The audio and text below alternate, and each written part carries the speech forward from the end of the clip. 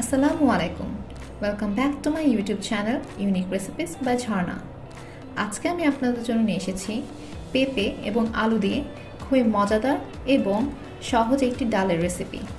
এই রেসিপিটিতে আপনারা আলু এবং পেঁপের পরিবর্তে অন্য যে কোনো সবজি ব্যবহার করতে পারবেন।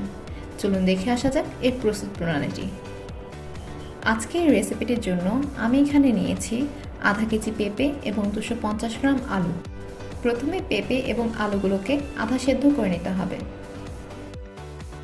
যখন সবজিগুলো আধা সেদ্ধ হয়ে আসবে তখন আমরা সবজিগুলো থেকে পানি ঝরিয়ে নিব।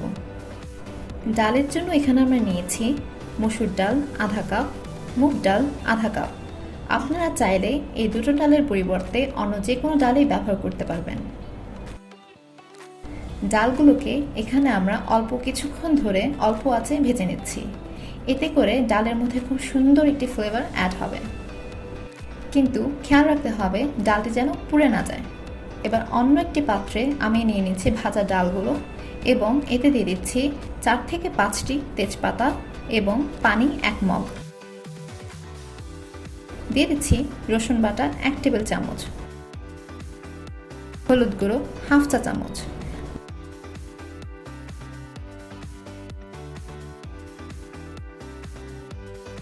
লবণ স্বাদ মতো।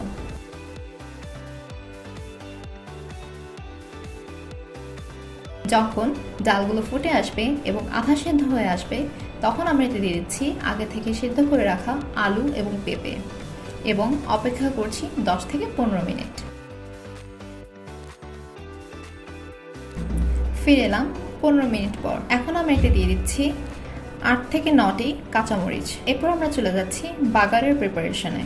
বাগারের জন্য এখানে আমি নিয়ে নিয়েছি তেল আধা কাপ, পেঁয়াজ ও রসুন কুচি 1 কাপ,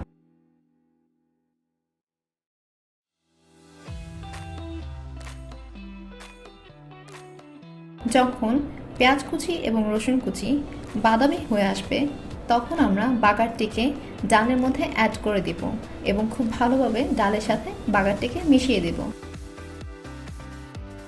এরপর অ্যাড করে দিব ভাজা জিরের গুঁড়ো 1 চা চামচ। এই জিরের গুঁড়োটি আমার বাসায় তৈরি করা।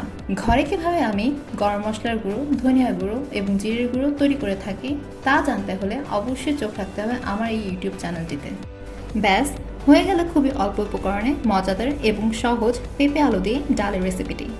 অবশ্যই বাসায় ট্রাই করবেন এবং কমেন্ট সেকশনে জানাবেন আজকের রেসিপিটি আপনাদের কেমন লেগেছে। যদি ভালো লেগে থাকে তাহলে ভিডিওটিতে অবশ্যই একটি লাইক করে দিবেন এবং নতুন নতুন আরও সব রান্নার রেসিপি পেতে চাইলে আমার চ্যানেলটিকে এখনই সাবস্ক্রাইব করুন। দেখা হবে নতুন আরেকটি রেসিপি নিয়ে। ততদিন ভালো থাকবেন, সুস্থ থাকবেন। আল্লাহ হাফেজ।